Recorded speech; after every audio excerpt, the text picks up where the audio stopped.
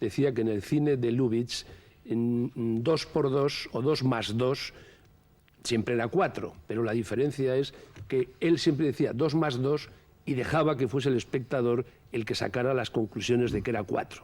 Él nunca decía 4, porque su máximo estilo, yo creo que es el arte de la insinuación, de la sugerencia, de ver las cosas sin mostrarlas.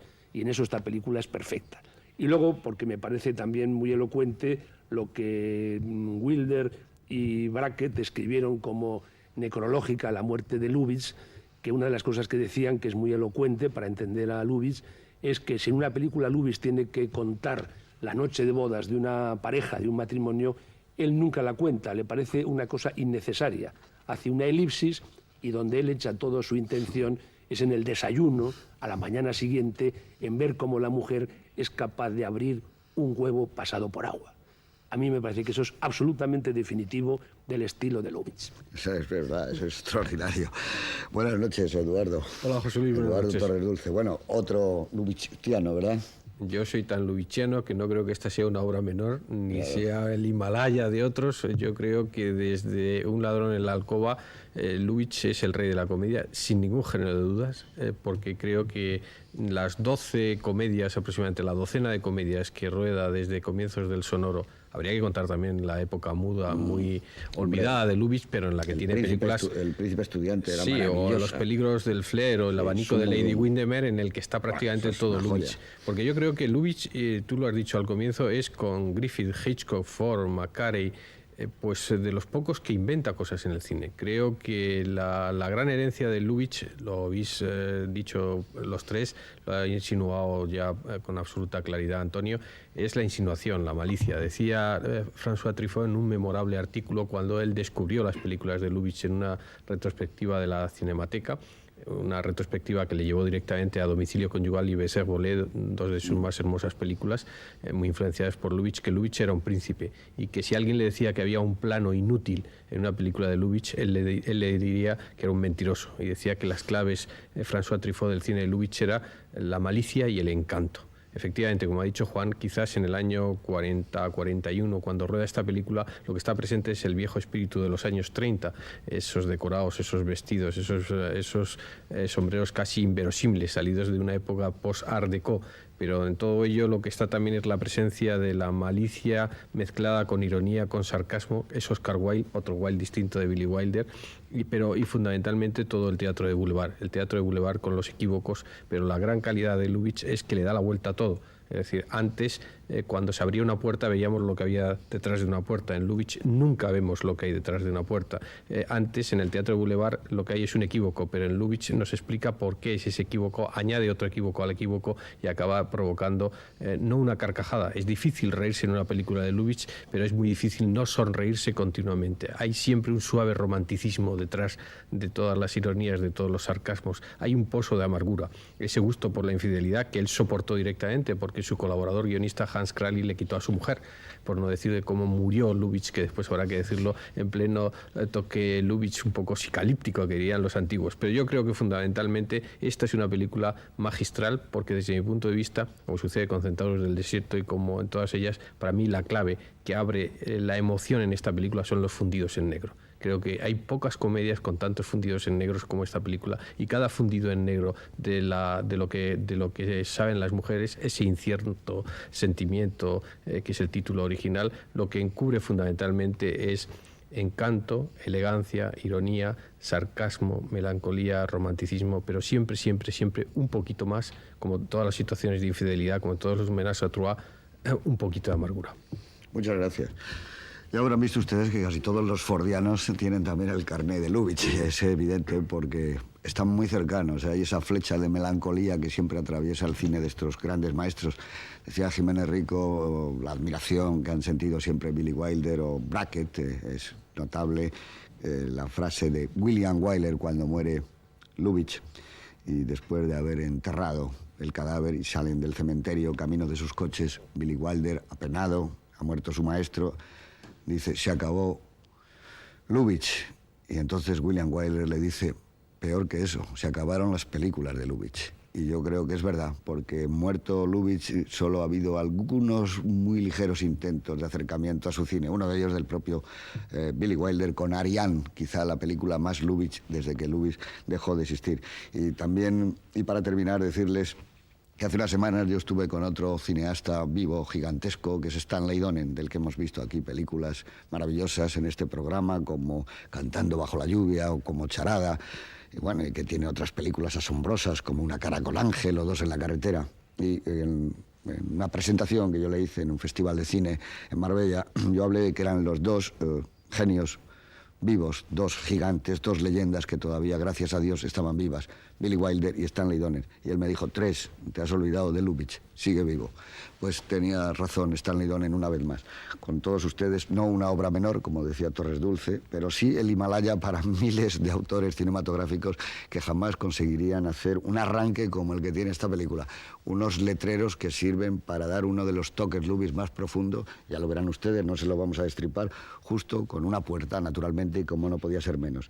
Este incierto sentimiento es el título original, Lo que piensan las mujeres, de Ernst Lubitsch. Bueno, pues parece que uno está como más relajado después de ver una película de Lubitsch, ¿verdad? Mucho más tranquilo, mucho más feliz, mucho más contento. Lubitsch es de los directores que ensanchan la vida. La película es del año 1941. Lo que piensan las mujeres. Bueno, pues ese es el año en que Marlene Dietrich, la estrella del Ángel Azul, obtiene por fin la nacionalidad norteamericana que venía buscando durante mucho tiempo para ya instalarse definitivamente en Hollywood. En París fallece el filósofo Henri Bergson, que tuvo como alumnos en la Sorbona ni más ni menos que a Antonio Machado, bueno, también a Eliot. Muere en Zúrich a los 60 años y casi ciego el escritor irlandés James Joyce, renovador radical de la narrativa contemporánea con su mítico Ulises, casi ya tan mítico como el de Homero. En el norte de África, Rommel lleva a las tropas alemanas hasta Trípoli, que hemos visto en muchas películas.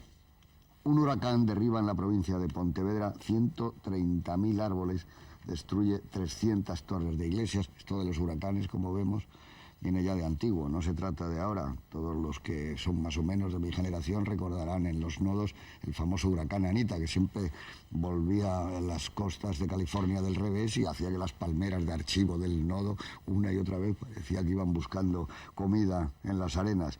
Bueno, pues ese mismo huracán es el que aviva, y eso sí fue terrible, un incendio que devasta la ciudad de Santander. Prácticamente el Santander de ahora es un Santander nuevo. En cine se hizo esa tragedia la película se llamaba Santander, la ciudad en llamas. La novelista Virginia Woolf, integrante del grupo Bloomsbury, de literatura, de novela, se suicida en Londres.